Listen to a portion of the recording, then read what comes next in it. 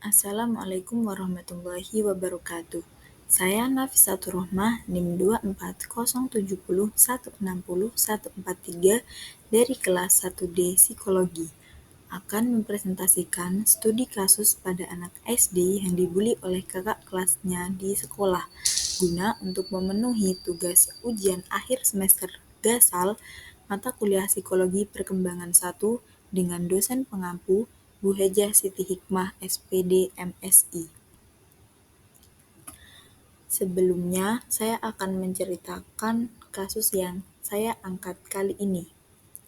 Anak kelas 3 SDN Jaya Mukti berinisial ARO di Kecamatan Blanakan, Kabupaten Subang, Jawa Barat meninggal dunia diduga karena dirundung kakak kelasnya.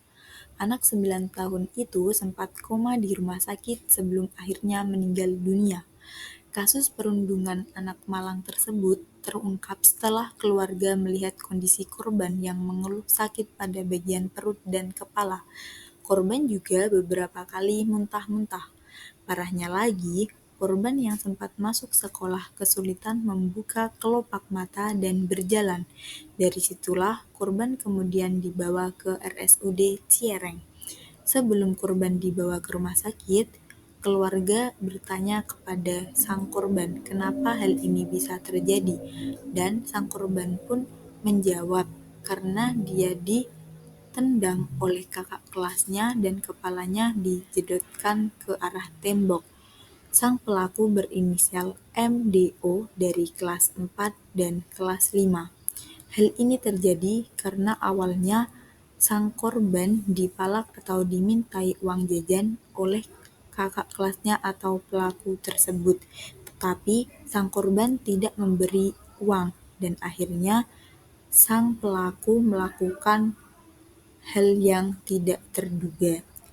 Di rumah sakit, kondisi korban semakin memburuk, bahkan mengalami koma.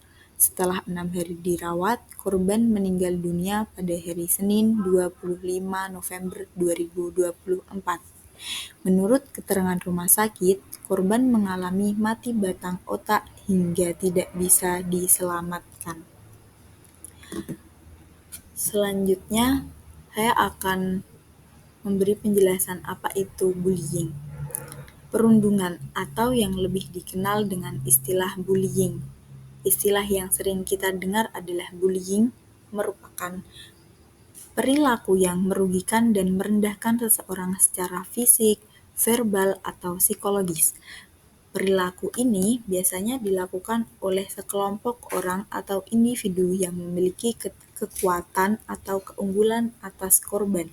Perundungan dapat terjadi di mana saja, mulai dari lingkungan sekolah, tempat kerja, hingga di lingkungan sosial. Macam-macam bullying ada 4 macam. Yang pertama ada fisik, contohnya memukul, mendorong, menendang. Yang kedua ada verbal, contohnya mengejek, menghina, atau memberi julukan. Yang ketiga ada sosial, contohnya mengucilkan dan menyebarkan rumor.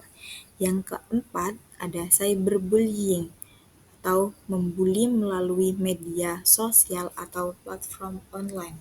Dan dari kasus yang tadi saya jelaskan, itu merupakan bullying dari fisik, yaitu memukul, mendorong, dan menendang. Yang selanjutnya ada faktor-faktor penyebab bullying. Yang pertama ada lingkungan keluarga. Anak-anak yang tumbuh dalam lingkungan keluarga yang penuh kekerasan atau kurang perhatian cenderung lebih beresiko untuk melakukan bullying. Dan yang kedua ada kurangnya pendidikan karakter di sekolah. Sekolah memiliki peran penting dalam mendidik siswa tentang empati dan toleransi. Kurangnya pendidikan karakter yang menekankan nilai-nilai tersebut dapat menyebabkan siswa tidak menghargai perasaan orang lain, sehingga lebih mudah melakukan bullying. Dan yang ketiga ada tekanan sosial. Anak-anak sering merasa tertekan untuk memenuhi standar sosial tersebut. Mereka yang merasa berbeda atau tidak diterima dalam kelompok teman sebaya. Dan yang keempat, rendahnya rasa empati. Ketidakmampuan untuk merasakan empati terhadap orang lain dapat mendorong perilaku bullying.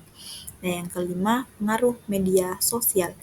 Di era digital ini, media sosial dapat memperburuk perilaku bullying, termasuk cyberbullying.